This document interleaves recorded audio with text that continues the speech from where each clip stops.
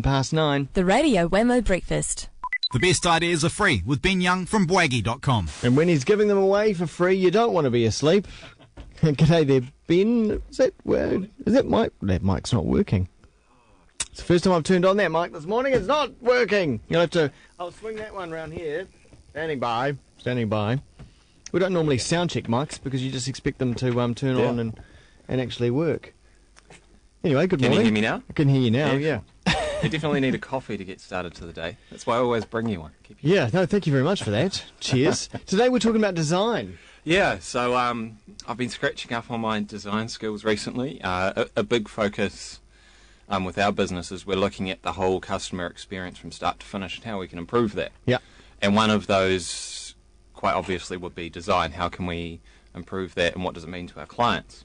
And so I've been reading this great book called Do You Matter? How Great Design Will Make People Love Your Company. And it's really, really interesting talking about the impact design has on the relationship between you and your customers. Like, the book starts off saying design establishes that relationship between your company and your customers.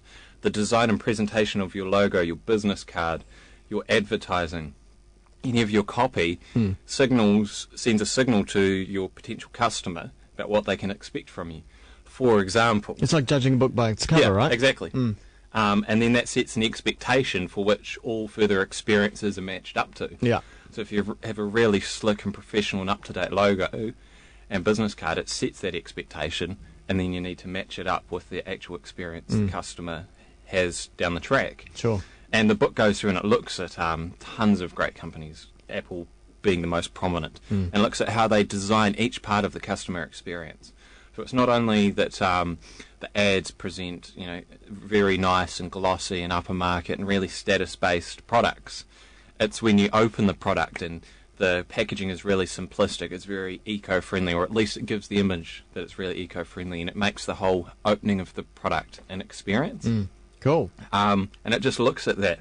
And one of the stories it tells is about Samsung. And so, as you know, like, Samsung is growing really, really quickly. I think their objective is to sell more phones than Nokia in the next 3 or 4 years. Well, at this rate, wouldn't be hard. Yeah. Oh, Nokia still is the world's biggest cell phone seller. I think a billion phones a year. They are, but I guess because they're not smart on the smartphones. Yeah. People have this perception, don't they? Yeah, that exactly. They're not doing so well. Well, they're huge in developing countries. Yeah. But so anyway, Samsung kind of in the 90s was trying to understand why people didn't love their products enough.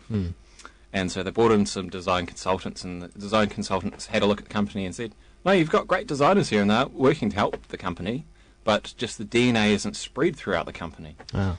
And Christmas that year, Samsung gave away, I think, 15,000 Motorola phones, or something like that, as a staff Christmas present.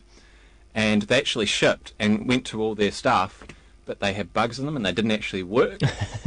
So to really drive home the message that quality was important, because this is really embarrassing. Yeah.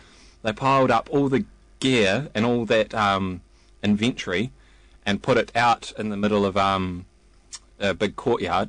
And they brought all the staff in. Oh, no. And they gave them, I think it was T-shirts saying, quality is number one. Not a bonfire. Yeah, and then they burnt it all. And I think it was $100 million worth of product or something like that. It was incredible. But it sent a really strong message throughout the company. Terrible for the atmosphere. Yeah. Of heavy metals. Yeah.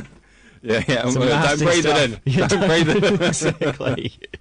But it sent a really strong message that design was important. They didn't throw anyone on the bonfire, did they? I hope not. And you can really see that in Samsung's products today. Oh, yeah. We were buying a new TV over Christmas, and I was amazed at very similar price points to a lot of other brands, how much more status and how much more nice design the TVs had, and they really stood out. They didn't look cheap and nasty, although their prices were very competitive. Yeah, exactly. So and then in the smartphone side of things, they seem to me like second to Apple. Yeah, they're getting there. Yeah. And they retell the story of one designer in the organisation. He was saying, in the past we used to have to sit down and go, here's the product, here's the specs, here's who we're selling it to, how can we make it nicer? Now his whole job is looking into the future 5 years from now and saying, where can we carve out a niche and where can we take the business and design it first, and then the building comes behind it with design in mind, rather than the other way around and being tacked on. I mean, is that the Apple model? Because I mean, they really, they've got the design thing down, haven't they? And I mean, the whole business almost seems to be built so that on very that. much is the Apple model. And I was talking to someone about this last week. If you were to compare market innovation of other companies versus Apple, other companies tend to do lots of prototypes out in the public, do concept cars, concept phones to show where the technology is going. And that's cool, but suddenly the expectation is of consumers that they can get that now.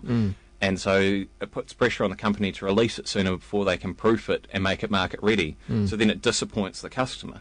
A good example of that could be, PlayStation 3, where they launched it and they had lots of overheating problems. Same with Xbox. Yeah. People wanted that technology sooner, whereas Apple tends to have a back room or a closet where they do all their innovation, and we don't actually see it till it's really perfected and they've got that design down pat. Yeah, really does feel like they're actually working maybe 2 years ahead somewhere in a lab somewhere. Yeah, so Steve Jobs was saying a year after the iPad release that before the iPhone they were working on the iPad, but it just wasn't feasible. But then they discovered that yes, they could do a phone with it, and so doing a phone wasn't their intention, but that's what they came with. If they had kept that innovation out in the public eye, they wouldn't have been able to do that, because the expectation would have been, we want an iPad now. Yeah. So really interesting how they keep it behind closed doors. They lead with design, so it really allows them to innovate, but it allows them to innovate and meet customers. So what's the takeaway message here? Is it don't skimp on design, don't skimp on the budget?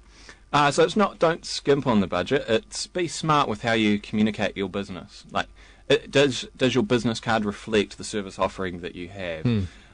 Does your advertising do that? Does your signage, does the kind of car that your company employees drive, does that reflect the company? Just all those little things need to be taken into account, because people will judge you on those, and that comes back down to the forming of the relationship. If I see all your employees drive a Prius, that kind of says to me that you care about the environment.